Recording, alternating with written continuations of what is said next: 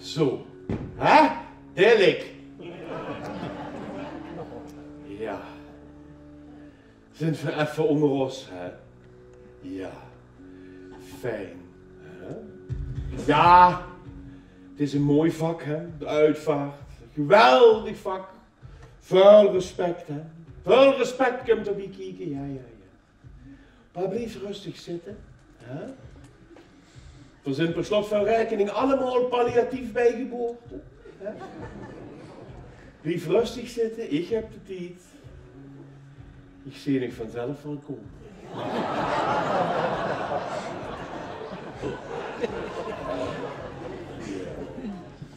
Ah, het is een mooi vak, de uitvaartbranche. We hebben veel werk de laatste tijd in België, hè?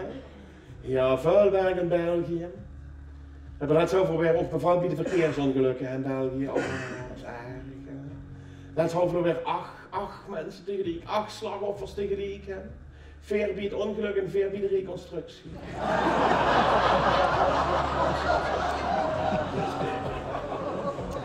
Maar ja, of er nu 6 of 8 geitjes boedelt, zou ik zeggen, hè, ja. Dat doen we dan geren met respect, hè, ja. Altijd met respect.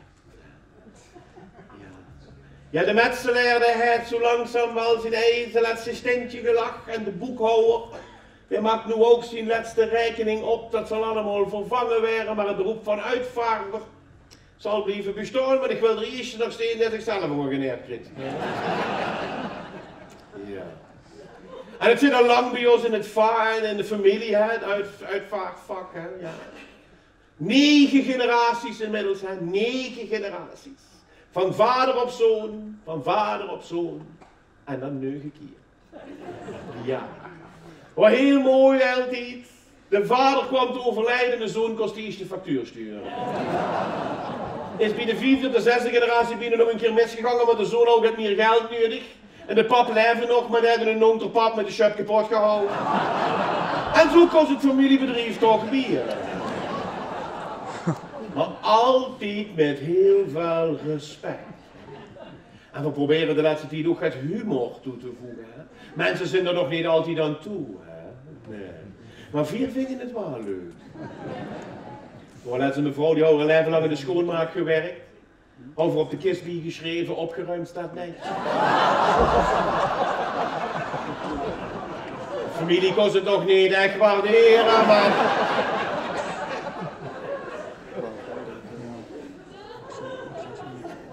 Dat komt wel met de tijd. Ja, het is een prachtig vak. Maar soms werd het niet ook te veel. Op zo'n dag heb ze 4 begrafenissen, 5 crematies, wordt ook pas om 11 uur toes.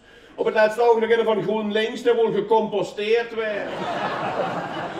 Ja, dat is steeds even te wachten, hè. Dat is steeds even te wachten. En ook moderne technologie, hè. Steeds meer moderne technologie, ja.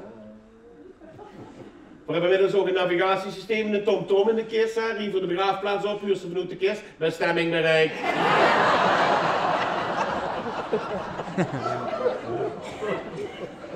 Maar altijd met veel respect, hè.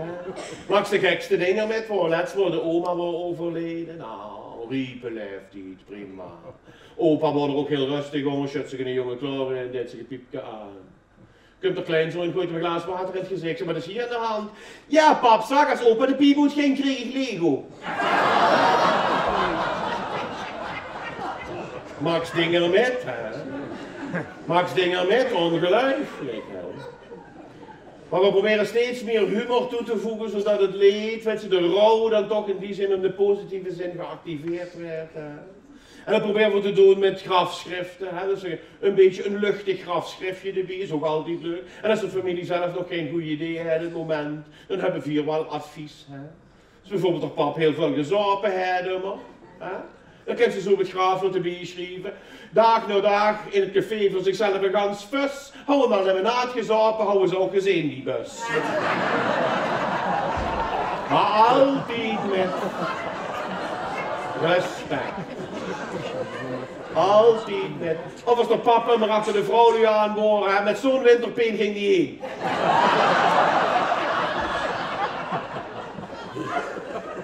Altijd met respect.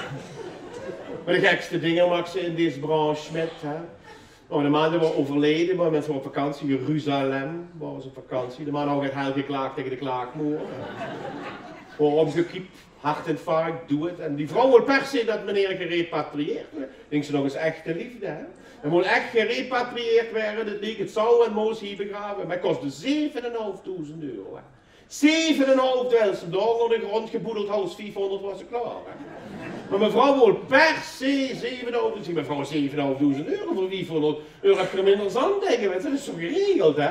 Nee, ze wil per se die €7.500 betalen, want hij moest gerepatrieerd zijn mevrouw. Want dat ja, zegt ze, het is niet de eerste die daar opgestaan is.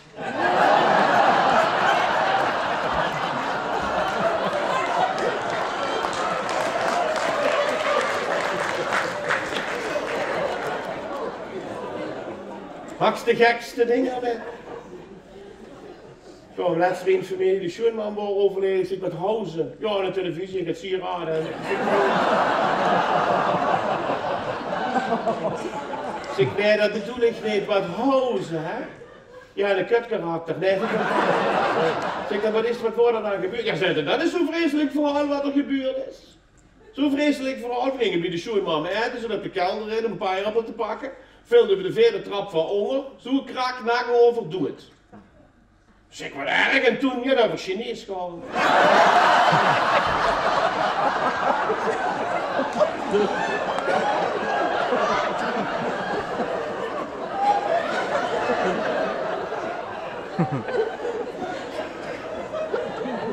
Ja, dat zijn van die dingen, daar ga ik ook kapot aan, hè.